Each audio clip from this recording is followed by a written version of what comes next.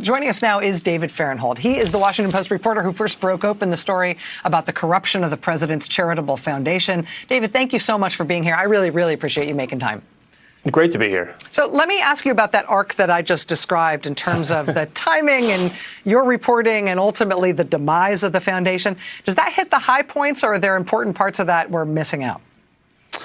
No, I think you hit all the high points. The one thing I'd go back and say is during the campaign, not just then candidate Trump, but also Mike Pence, Hope Hicks, the campaign spokesperson, they all said, oh, this isn't true. There's many factual inaccuracies that we'll point out, at some later date, that there was nothing wrong with the Trump Foundation. It was a great education for me to see them saying that about something that I actually knew a little bit about, to know that they were just wrong.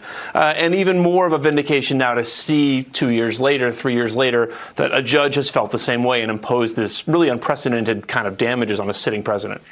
It is remarkable to me. I mean, one of the hallmarks of this time is that we forget about even really big scandals. I try to remember that, the president's sister had to resign from the federal judiciary to get out ahead of an ethics probe that was going to look at the tax fraud that she and her family, including her brother, the president, apparently carried out with their parents' money.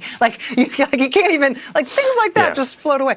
But, this president has had to pay 2 major criminal fraud penalties related to the Trump University fraud scam and this charitable scam as well. Do you know of any precedent of any other U.S. president having anything like this type of scandal during their own presidency or during their own presidential campaign?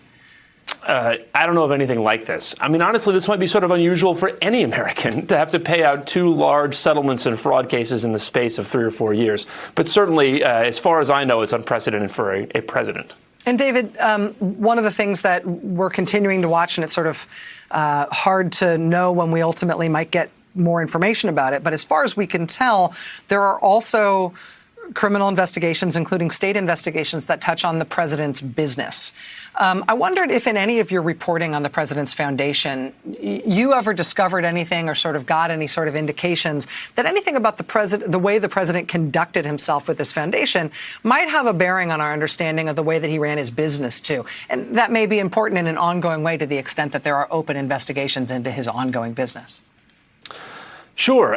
The Trump Foundation was a little more transparent than the business is. Neither one of them is very transparent, but you could see a little bit more about the workings of the charity. And what struck me there, and I think was an approach that I think it helps you understand everything that Trump does, is that he sees honor systems, and a lot of the world is an honor system if you're a rich person. He sees honor systems as something to be exploited. Other people follow the law in honor systems not because they're going to be arrested the next day or because the police are in the next room, but because everybody follows the law and you want to sort of do what everybody does and just go along. Trump is often, and he especially did in the case of his charity, he used that to his advantage. If he did what people didn't expect, if he violated the honor system, it would be years, and in this case it took years and a Washington Post investigation for anybody to sort of notice what he'd done and for him to face any consequences. So understanding that's the way he approaches honor systems in charity and in life. I think it might help you understand why he might be worried about investigations into his business. How did he take that approach and apply it to all the honor systems that govern a big business?